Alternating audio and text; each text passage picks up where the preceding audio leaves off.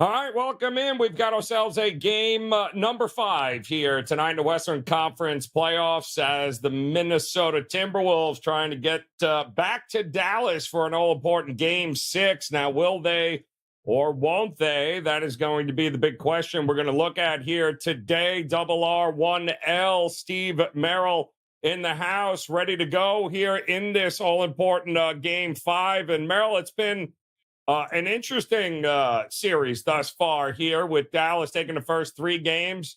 Finally back against the wall. The Mavs got it done there in game number 4. And the market just loves themselves some Timberwolves here. 4.5s and 5s popping up pretty much across the board. A lot of love for Minnesota in this Game 5 at home here tonight. Why would it change? They've loved them the entire series so far. And they have had the biggest lead in 3 of the 4 games. How crazy is that? Yep. Minnesota's down 3 games to 1, but Dallas has only had the biggest lead in 1 of those 4 games. I think that kind of puts into perspective that this is not a blowout series, and it's quite different than the Boston-Indiana series, which was a blowout series. And another thing that kind of puts that in perspective, Joe, when Boston was up 3-0 a couple days ago, they were anywhere from 300 to 1 to 1,000 to 1, 1 to 1,000 at some sports books. You had to risk 1,000 to win $1. The take back on Indiana was like 300 to 1, as high as 500 to 1. When this Dallas-Minnesota series was 3-0 a couple days ago, Dallas was like 1 to 20, 1 to 22. Minnesota was 9 to 1. And the true odds, of course, are right in the middle. But once again, Indiana was like 300 to 500 to 1 to win 4 straight. Minnesota was 9 to 1. So, and now they're down 1-3. It's minus 550, take back plus 400. So now Minnesota is 4 to 1 to become the first team ever in 155 times to overcome an 0-3 deficit. Now, we saw this last year. The Boston Celtics came closer than anybody. They won the next 3, and they were favored in Game 7 against your Miami Heat, as you very well remember. Remember how much weight you lost that night. You were sweating profusely in the Game 7 show, if I recall. But it was never in doubt, as you knew. And the Celtics came up short as every other team. And I think, only like 3 or 4 times ever, I think it's gone to a Game 7 when it's 0-3. But I had Ralph Michaels run a chart for me yesterday, and it was really interesting. Only 4 times in the last 21 years has a road team won Game 4 down 0-3 and come back to play Game 5 at home. It's only happened 4 other times. One of them was way back 21 years ago, and the other 20 years ago. The other one was in 2000, so we got to discount that because there was no home crowd. And the one time it didn't work, and those other 3 was a 2.5-point favorite. But we had a 4-point favorite about 14 years ago that won by double digits, and then we had those Celtics last year as an 8.5-point favorite, win by, I believe it was 11 against the Heat. So, I know it's a very small sample size, but history does say Minnesota's in a very good spot to probably win this game tonight. They certainly are, but let's play devil's advocate here, if we can, with this game for a second as we welcome in Have Cash in the house. John, Obi is gone fishing Finley because, Merrill, he has certainly gone fishing. Good old Obi Toppin at this point. Obi. He is on a cruise somewhere there. Kelsey in the house. Took a long weekend off from us, apparently, Kelsey, but she's back. She got a new shipment of Chardonnay and a couple of long straws. She's ready to go. Kevin Cummings in the house as well on shorts. We appreciate you. Always a pleasure here, guys. So, Merrill, here's the thing that bothers me with all of this with Minnesota. They're 1-4 straight up and against the number in their last 5 at home.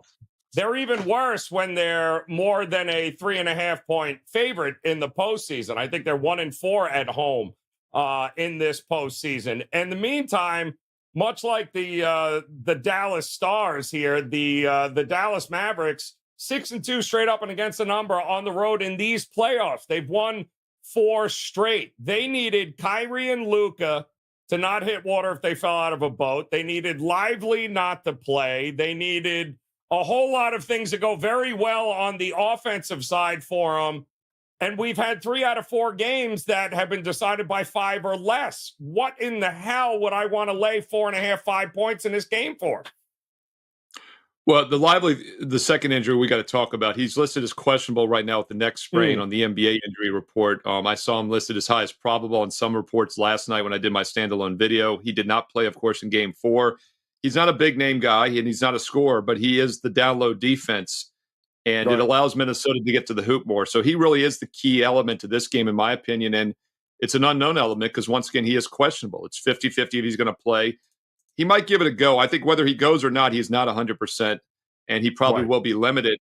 And the stat sheet shows this from their win in game 4. The first 3 games when Lively's in there down low, Minnesota had to take, 49 threes in game 1. They took 31 and 30 the next 2 games. They only took 24 in game 4 the other night.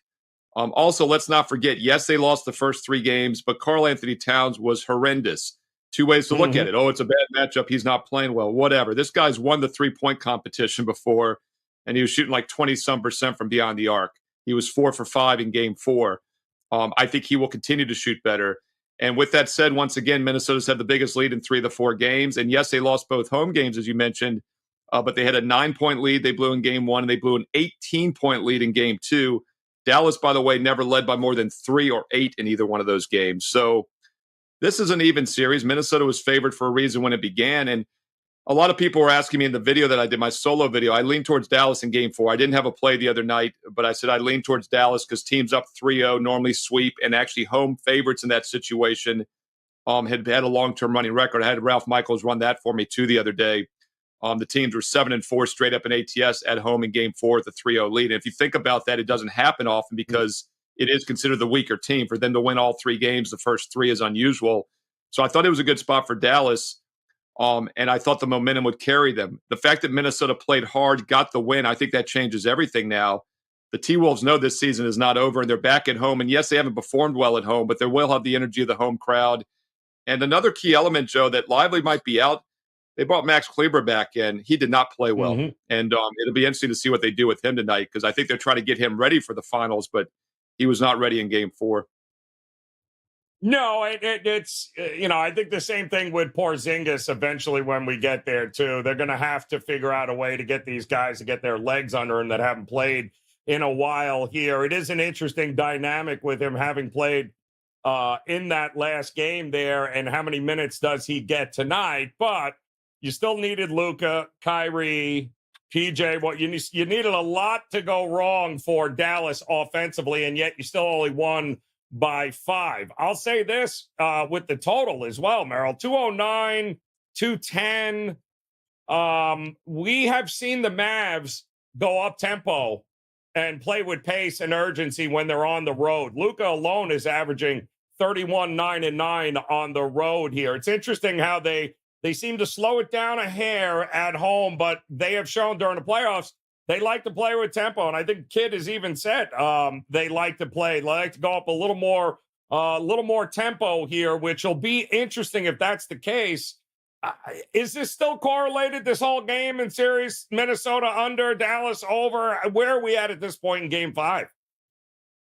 Well, it would seem that way because the first 3 games, of course, went over, and Dallas won all 3. And as you said, game 4, it was Minnesota and under. Now, Minnesota is the number 1 efficient defense in the league this year. I say that tongue-in-cheek a little bit because we saw, them give up 3 straight games of over 54% shooting to Denver. We also saw Minnesota down by 20 points, don't forget, in game 7 on the road. In hindsight, I think that Denver series took a lot more out of the Timberwolves than we realized. We talk about teams struggling the first game off the altitude, coming back off the thin air. They did play a lot better once again in game 2. They had an 18-point lead. They should have won game 2. They had an 18-point lead. Dallas never led by more than 3. Ended up winning that game by 1. But you do wonder now, maybe they're starting to get a little bit of rest. They've been out of that altitude for a couple weeks, and they get renewed energy. So I do think that's why they're favored tonight.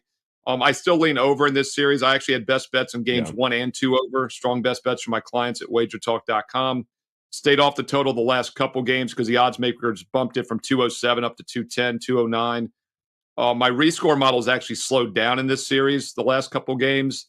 So I'm not going to be on the total tonight as a strong play, but I would lean over still. And I think you're right. Dallas might look to push the tempo a little bit. And once again, if Lively is not in there, less defense down low, probably better offense without him on the court. And I think that does open things up. I know that game 4 didn't get over in that situation, but like you said, Dallas shot 42% from the field, and it still got to 1 at 205. And let's not forget Minnesota, who's the better free throw shooting team coming in, 78% on the season, missed 9 free throws, hit just 64%, and it still almost got over the total.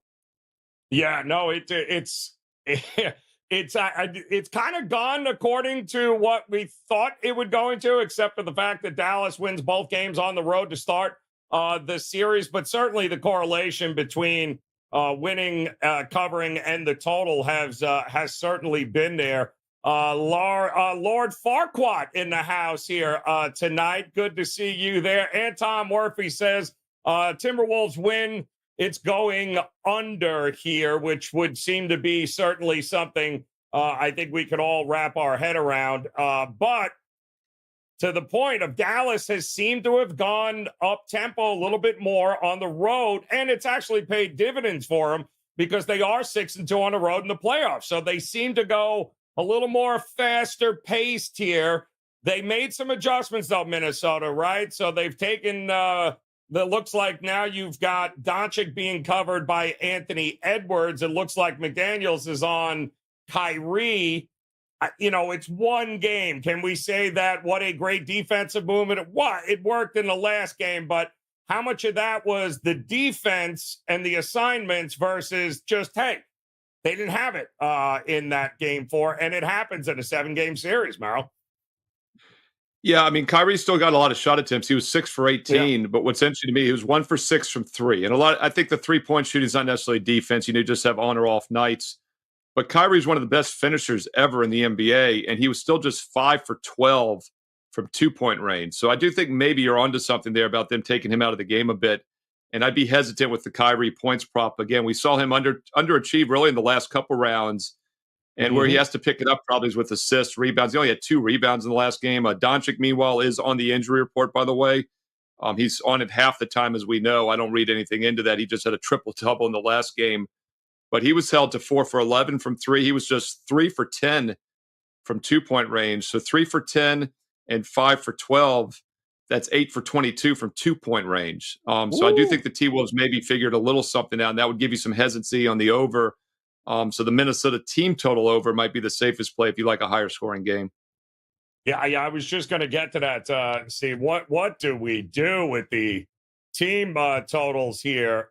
Because if you do like Minnesota, right? So we've got the Mavericks sitting right around the 102.5, and they have had no problem. These games on the road with them, certainly up tempo. They've seen no problem to push the pace here.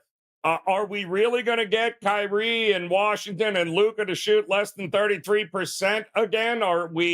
Or is Minnesota going to have to match them offensively as much as defensively? Because their number's only 106.5.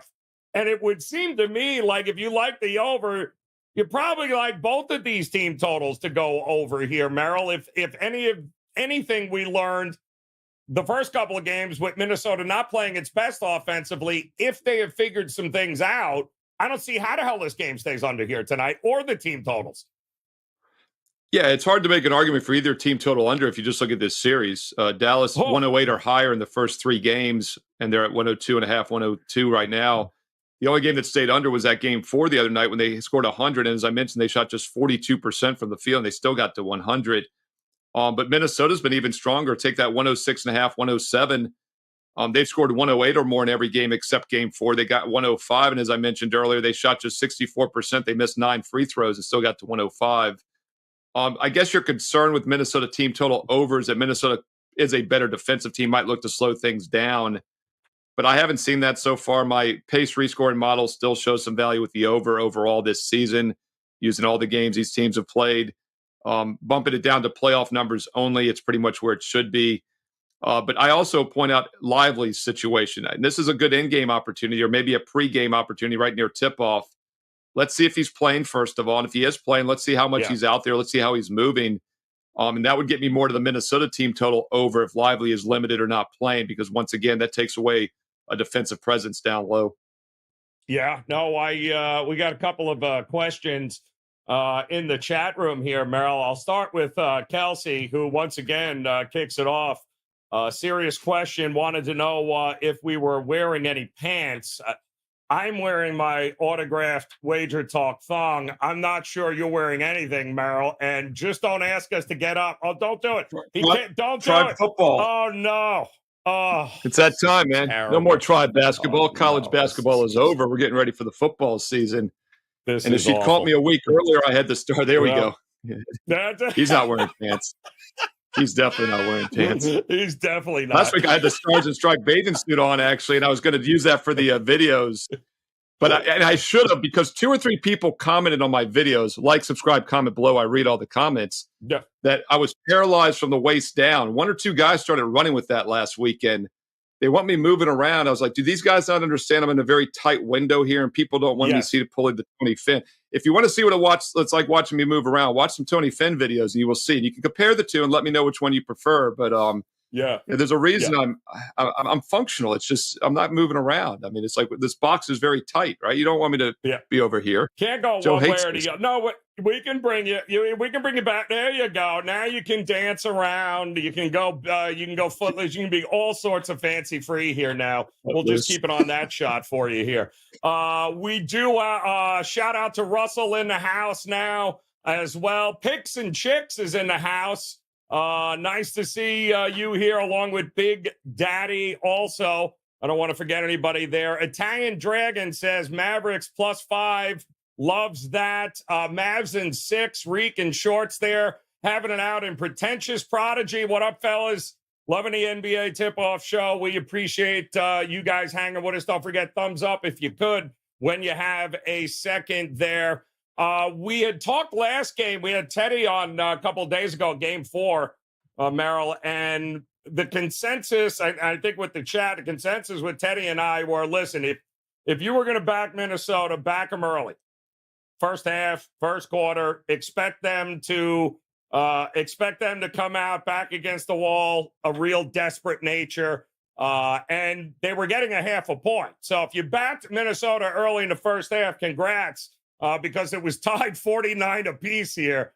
It feels like that's kind of the same MO here. 2.5 is what I think the first half spread is. Still 2.5 here. But it feels like Minnesota needs to do exactly what they did in that last game, right? Play at least tied, but don't be trailing. Don't have to come from behind. Play from in front and force Dallas to have to make some shots. If that's the case at home, if it's that big an advantage, they should have an advantage in the first half in this game, should they not? Well, it's been the better play so far in this series because Minnesota lost both games 1 and 2 at home, and they actually were winning both games by 3 and 12 at halftime. So you're no question they played better in the first half than overall in the first 2 games.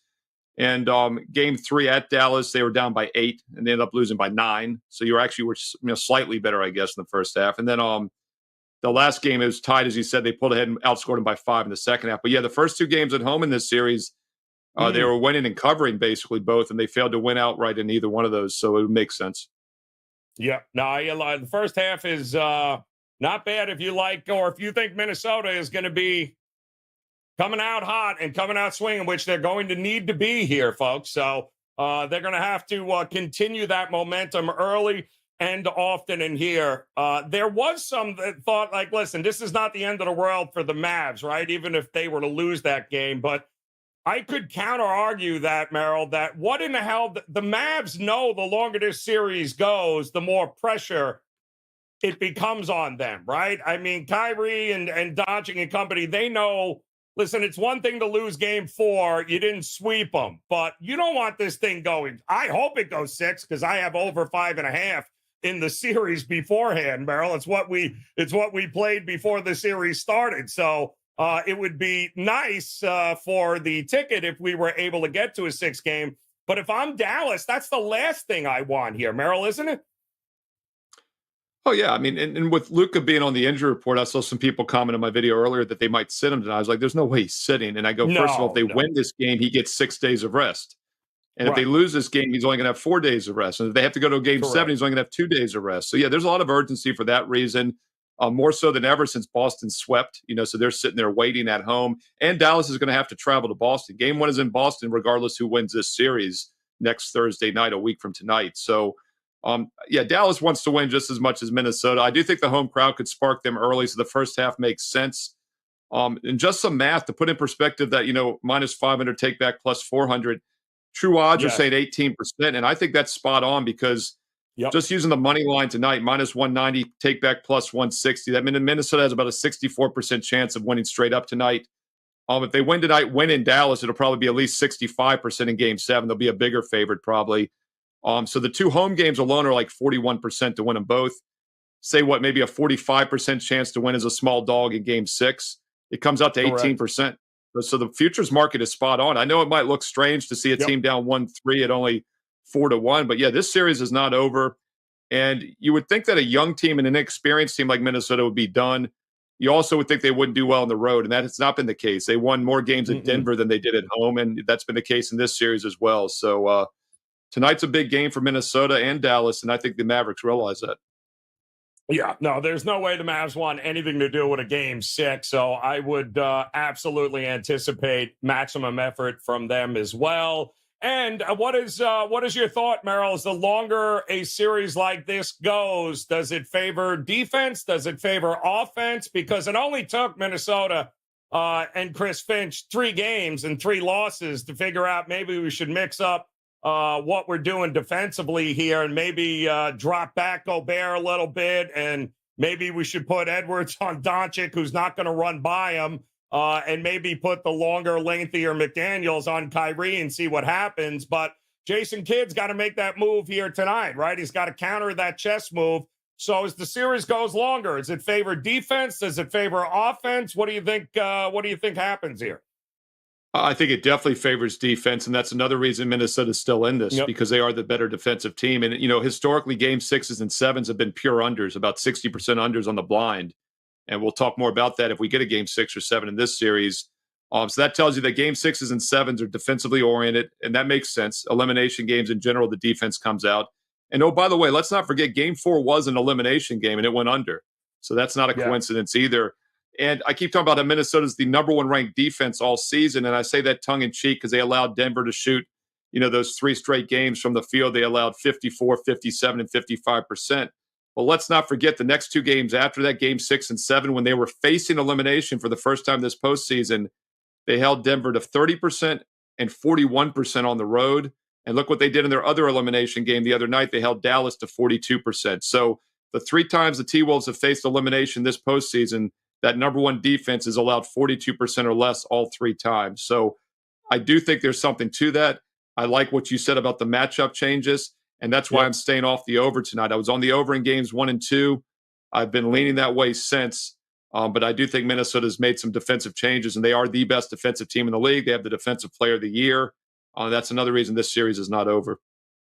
Yeah, no, it's far from over. I mean, nobody thought we'd be in a spot where it was about to get swept, although I know a lot of folks thought Minnesota was going to be sweeping Dallas, but that did not happen. And now, of course, they got a little bit of momentum, seem to have figured a few things out, and we got a whole bunch of questions on some guys here, Merrill, for the prop betting market, but we want to welcome in Apex Finance in the house.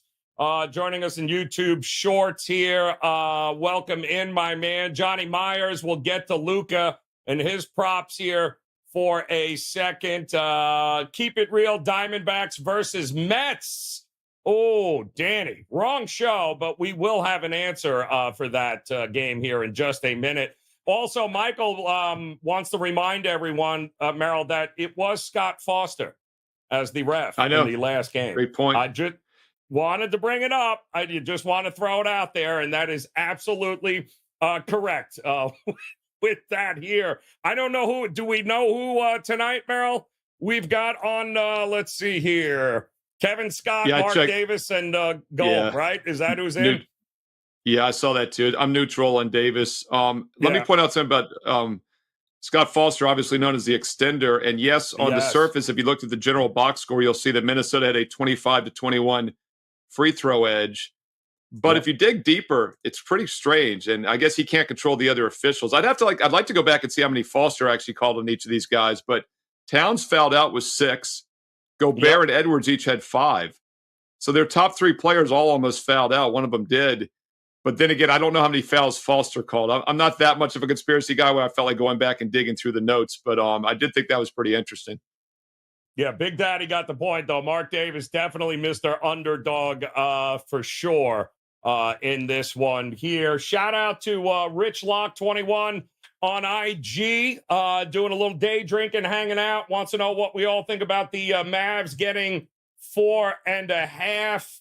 Well, I'll tell you this, and this goes with Lauren Lynn on Instagram as well. Merrill, if you're going to take the 4.5 or even 5, which it might be available here before tip-off, it does appear that all of the percentage tickets, percentage money does appear to be on Dallas. So the public is on the dog here tonight. Is that what you're seeing? Yeah, by the way, before I forget, Mets, Diamondbacks, I've got a free play in that game on my page right now for everybody at WagerTalk.com. So check out my page, Steve Merrill, WagerTalk.com. And here on YouTube, I have a 5-minute video analyzing the game as well. So we do have you covered for MLB. Yes, thank you, John. Meant to bring that up earlier. Ding, ding. Red flag alert. Yep. Dallas is a public dog in this game. Yes, and we've seen some sharp money on Minnesota. So I'm not going to only say Dallas is a public dog, but I think we might have a sharp square divide on this game on top of that with some sharp money on Minnesota. And to answer the plus 4.5, no, you should not take Dallas plus 4.5. And that's not because I like Minnesota necessarily. It's because, like you said, Joe, there are several 5s out there already. In fact, if you look at the Wager Talk live odds screen, you will see some 5s already. Lots of 4.5s minus 115. So even if you don't have a 5, which you probably should by now, you definitely wait. In fact, if you like Minnesota, you want to grab that 4.5 because a lot of 5s are starting to show. So here again, you like the Timberwolves, you play it now at 4.5. If you like Dallas, you take the 5, or you wait to see if you get a 5 by tip-off. Now, the only reason that might change is because I do think they're the public dog. Maybe it comes back down near tip-off, but so far this line has been rising higher. Yeah, and I will say this. If you are going to jump in and take the 5 with Dallas, you better put it on the money line as well. You better put a few bucks in there. There is absolutely no reason not to take the points and not to back Dallas on the money line if that is the direction you are going in this game here. All right, so we've got some questions here regarding the props, Maryland. We'll start with a guy whose props are falling, at least from the points aspect, and coming off I don't even know how he got quite 16 points in the last game, but he's got a new defender, a longer, more athletic defender on him here tonight. This was 23.5. It's now 22.5 with Kyrie. The problem with looking to fade a guy like Kyrie is that you might think this thing's going to cash, Merrill, in the third because he's only got 7 points. And then by the end of the game, he's got 28. And you're like, what the hell just happened here? But the market does seem to be fading Kyrie here tonight. You in agreement with him? Yeah, as a rule of thumb, I usually don't look to fade superstars, and Doncic and Kyrie would be the 2 superstars, so it'd be over or pass. But I'm in no hurry to take an over with Kyrie for several reasons. First of all, we've talked about Minnesota's defensive adjustments. I also talked about how they've been fantastic so far in the 3 elimination games defensively, and they are the number 1 defense in the NBA, and they're back at home tonight. So I'd be hesitant with Kyrie points. I think if you want to play any overs with Kyrie, I would look for maybe rebounds or assists over instead. And he has been subprime at a lot of times in this playoffs. He was pretty good in the first 3 games here, 30, 20, and 33. But then you look at that OKC series, he was 22 or less in all 6 of those games. He's priced at 22.5. So he has now been 22 or less in 8 of the last 10 playoff games. So I just can't get there. He's just priced at a premium still. Yeah, no, it's he's way on the premium. We have, let's take a look here first and foremost. This has also come down from last game. And by the way, this PRA for Doncic started at 50.5, I believe, in game 1, Merrill. And then he didn't hit it, but they ended up winning. But he did hit it in the last game, and they ended up losing because it was 48.5. Now we're looking at 47.5 here. There were some questions, I believe, in the chat room there. I believe it was Apex Finance. That wanted to know about, well, he's got 9.5 boards is what that's listed out. The thing with Luka, and we gave you those numbers earlier, on the road, they play with a little more tempo. He's averaging 31, 9, and 9 on the road in the playoffs here. So obviously he's got no issue being in Minnesota and being able to cover this number here. 30.5 is his point prop again tonight. That's what it was in game 4. But the whole PRA's come down here a little bit. God, I couldn't imagine trying to sweat out an under on a Luka PRA in a closeout game here. No, I don't think there's any time unless I think he's injured or going to have limited minutes. I'd be playing any Yeah. Luka's under, especially in key games. By the way, he's had double-digit rebounds, 10 rebounds or more in 7 of the last 9 playoff games. He's priced around 9, so I do like the rebounds prop over. His points is around 30.5, I believe. He had 32 or more the first 3 games and had only 28 in that last game. And as I mentioned, he did not shoot well from the field. He was 7 for 21 and still got to 28 points. So Luka over would be the only way I play any of his props.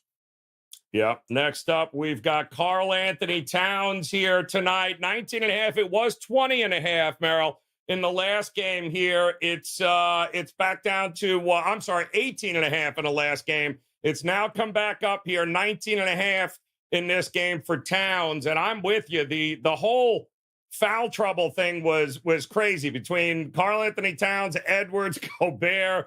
And Karl Anthony got his 4th or 5th? What is still in the 3rd in that last game here, but it didn't stop him from making a few shots. You would think he'd be more efficient at home, right? But not in this series. We haven't seen him play very well at home.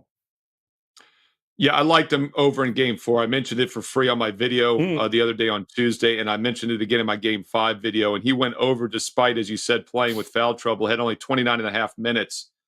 And he still got over his point total. He ended up with 25. Now, to put that in perspective, he had 16 or less in each of the first 3 games. But it wasn't because he was being limited. It's because combined, he was 3 for 22 from three-point range. 3 for 22 the first 3 games. He went 4 for 5 in game 4. I think he continues to shoot well. This guy won the three-point competition. He's not a bad shooter. And when a guy's 3 for 22 and I see him turn the corner like he did in game 4, I think that's the buy sign. Anthony Towns over prop for me in points, 3-point props, whatever you want to look at. I look for him to have a good game here. Yeah, not a bad look there. And then, of course, a couple of good points being made in the chat regarding the one and only Anthony Edwards here tonight. 28.5 points, Merrill. The dude had 29 points in game 4, but here's the rub. It took 25 shots to get there. And he is ass from the foul line. And this whole team is ass from the foul line, which is another reason that gives me pause thinking they're going to win by margin. They can't hit a free throw. And Anthony Edwards is going to have a chance at some point in this game to pull away at the free throw line. And boy, that's a big ask for them to be able to do that. But 28.5, he's got to be better than 25 shots and 29 points. Does he not, Merrill? Yeah, look, the last 2 games, he's 9 for 14. That's like in the mid-60 range. But he was 4 for 6, 5 for 8. So he missed a couple, 2 or 3 in each game. But for 6 straight playoff games before that, he shot 88% or better from the line. So I think back at home, he's fine. And he's another guy that's due for an upside. And I'm not looking to play a superstar under when they're at home in a favorable situation. And even with the limited shooting from the free throw line the last game, he still got to 29, like you mentioned. He got to 26 in game 3 despite not making a 3-point shot and making only 4 free throws. So there's still plenty of upside with Edwards as well. Yeah, plenty of opportunities there with him. He is going to be a big part of this game, win or lose for him. What are we doing with some of the bench players here? We still don't know Lively, obviously, guys. That's the big question mark for Dallas. But we still have Gafford here tonight, who, if Lively goes, Lively's averaged more minutes. Even though Gafford has started, Lively's been the guy that's averaged more minutes. He's been more productive here. But if Gafford goes, his numbers, I believe, if I'm not mistaken, 6.5 in the rebounds here tonight for him. And I also believe 9.5 points for his point prop there. Yeah, 9.5 points for Gafford. He's going to have to play better as well in this game, too, if they're going to get this thing closed out. Yeah, so the last 2 games against Minnesota, games 3 and 4, he's played the most minutes of any postseason games this season with Dallas. He had 28.5 and 31 the last 2 games. Now, of course, was Lively was out, so he played the most ever in game 4. And with that, he still basically had to shoot to perfection just to get to 12 points. In fact, he did shoot to perfection. He was 6 for 6 from the field and got 12 points. So his max high possibility in that game with the most minutes he's played was 12 points. And now he's got to get up over 9.5 with Lively maybe returning. So although I like the over for the fact he's playing more minutes, I don't think he's getting enough shots. And to put that in perspective, the most minutes he played before Game 4 was Game 3, as I mentioned. He took only 4 field goal attempts, and he had only 5 points in the game. He's just not a scorer, and they don't. And if Lively is out, yes, he plays more minutes, but then he has to be the defensive presence down low more than anybody. So I'd be careful with the Gafford point prop. The guy I think could benefit is PJ Washington. I do like his over. He took 13 field goal attempts and only made 3 of them, and still ended up with 10 points in the last game. He's priced around 11.5 to 12.5, so let's just say 12 for total points. The guy was 3 for 13 shooting and still got to 10 points the other night. So I like Washington over 12. So I kind of with you here too. I know Tyler in the chat was asking, is the PJ Washington magic, has it dried up? Is it still going? But like you said, he's still going to get the opportunities, right? At this point in the series, I don't see a whole lot of drastic changes. He's still going to have the looks. He's still going to have the usage. It's, for him to be able, that seems like a light number for him, especially for a guy that is going to be asked to go to the corner and make some threes at some point in this series. So I'm kind of with you there. I know a lot of guys looking to fade McDaniels, thinking that it's no longer about him spotting up and making corners in this game. It's about locking down Kyrie. So maybe McDaniels much more focused and instructed to be more focused defensively than actually scoring in this series from this point on. What are your thoughts with him, Merrill? Yeah, he's priced around 11 points. He's had 10 or less in 2 of the last 3 games after that big game 1. We had 27. And I agree with you, Joe. I like where you're going with that. It's kind of that Gafford theory that I was using earlier. If you have to focus more on defense, you just don't focus as much on offense. Correct. And I think that was shown in the last game. This guy was 50% from 3, 50% from the field, and he still ended up with only 10 points because he only took 8 shot attempts. He only took 8 shot attempts in game 3, 6 in game 2. He took 15 in game 1. So his shot attempts have really fallen. And the fact that it worked in game 4, and here's something else. I don't look for Minnesota to make any changes because what they did in game 4 worked. So I would not be looking for McDaniels any upside to him. I think he'll be more defense. Yeah, no, I'm absolutely with you there. Then, of course, a lot of folks looking for Naz Reid. We had a couple of guys in the chat here with Teddy that were taking out second mortgages and putting them on Naz Reid's overs across the board. And, well, they're homeless now, living in a car under an overpass. But they do have a chance to get it back here tonight with Naz Reid. But the same question Tyler had earlier, right? Is the magic kind of worn off with PJ Washington? Well, what about Naz Reid here? Are we looking to fade Naz in this spot? Because now it's all about Karl Anthony Towns and Anthony Edwards to carry this team? I did think Reid was going to play more in game 4 because I thought Minnesota being down 0-3 was going to mix things up, go a little bit smaller, sit Gobert more, and that's definitely not what they did. Gobert had a double-double, 39 minutes, and still almost fouled out. Reid only saw about 20 minutes because of that. He only got 6 shot attempts, only scored 6 points. So, once again, I don't look for Minnesota to do anything different than game 4. So I think you can kind of look at that box score for game 4 to see what it's going to look like in game 5. And Reid getting up and over 11 points is not likely for that reason. Yeah, I think he's minutes might be a little scarce, but it all depends on the foul trouble. And you knew, right, when Karl Anthony Towns got into that foul trouble, and then all of a sudden he still wasn't getting the minutes, that they were going to ride or die with Karl Anthony Towns. I think the same thing is going to happen here. All right, one more time, Merrill, taking a look at the team totals here for those that are just joining us, because I'm seeing a lot of what is TT. What is TNA? That's not part of what we were talking about here, but we appreciate you guys in the chat room here. 106.5, Merrill, 102.5 for the Mavericks. You mentioned as the series goes on, the adjustments are made. It certainly favors the defense here. If Dallas wins, are they getting, or Dallas still, yeah, and that's the other thing. Dallas can still lose this game and cover the spread, right? Yeah, definitely. I mean, because there's about a 64% chance Minnesota wins. The spread, ideally, the spread should be 50-50 if they're doing their job. So, yeah, there's a 14% chance that Dallas loses a game straight up, it still covers. So, but that's only 14%, which means there's an 86% chance it doesn't.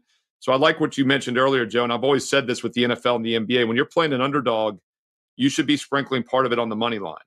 But you should be doing it all the time, not just this game, because most dogs in the NBA and NFL, especially single-digit dogs, if they cover, they win out the majority of the time. Yes, and S. Warrior, who I've got to give credit, has been here since about 25 after 4 here. I don't know what's going on. He did the same crap, Merrill, a couple of days ago. He popped in and nobody realized he was even there. A lot of guys lost money on you, S. Warrior, showing up after 5 o'clock, and your ass popped in on 20 after. So it's good to see you there. Always bet on a quality TNA. I agree. Absolutely correct. You can't go wrong there. But when it all comes down to it, how are you leaning, Merrill, here for these guys in the and gals that are in the chat room? What's your lean here tonight, one way or another? Prop-wise, total, team total, what you looking at? Well, I do think we'll have a Game 6, so be sure to check out my standalone videos Saturday morning for Game 6 here on WagerTalk TV. So hopefully I'll be getting to do another video for this series. Minnesota, once again, 64% chance to win straight up as a 4.5 to 5 point favorite. And as far as the player props, Karl Anthony Towns points over, and also PJ Washington for the Mavericks points over would be my top 2 prop recommendations for each team.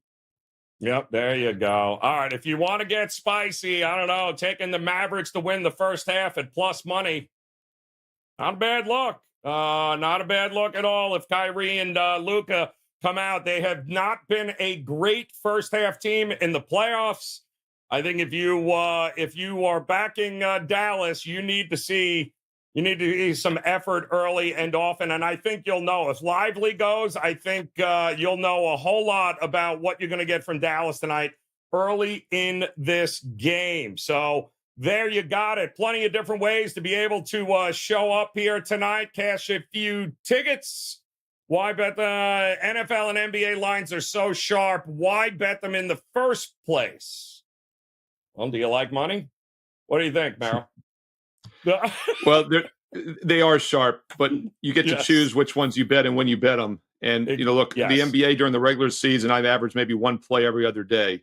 So I'm not playing like 90% of the games. I'm number 1 this season, units 1 in the NBA, and I'm number 1 in the history of WagerTalk.com, units 1 in the NBA. So I think that's proof right there that the NBA lines are beatable. But you're right. The majority of the lines are very sharp. But we have sides, totals, team totals, first halves, money lines, player props. They can't get every one of them right. That's where we step in and make money. Yeah. It's this Wager Talk thong is getting sharp right now. Thanks, Kelsey. We appreciate it. There you got it here, guys. Double R, 1L. Merrill, locked and loaded tonight. You got Major League Baseball. And don't forget that Mets Diamondbacks is a free play on your page right now. Yeah, check out the free plays. They're hitting over 60% this month, and they're always opinions that just missed the cut. I'm very selective. 1 to 2 best bets tonight. I've got 2 best bets tonight. They're each 25 or a 2-for-1 special for 29. That means you're getting the second play for just $4 more. And you get that bonus free play in the Mets D-backs game available right now on my page.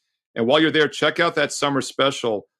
The 2 for 29 is okay, but if you're serious about winning, why not get the price down to less than $6 a day for the entire summer? All sports. It gets you into the first week of college football into Labor Day.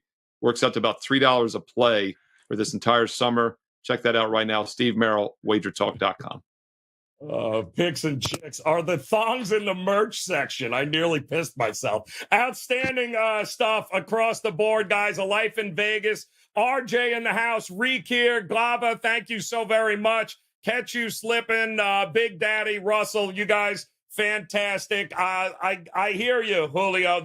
He says, we'll see you next Thursday. I see what you just did there, Julio. I see what you did there. But either way, guys, if there is a Game 6, we'll be back tomorrow for a little Friday edition, looking ahead. And, of course, last call is on Saturday. But until then, Have and Company, go cash them damn tickets here tonight, guys. Come back and join us again. We'll see you in the NBA Tip-Off Show, powered by Wager Talk. Good luck here tonight, guys.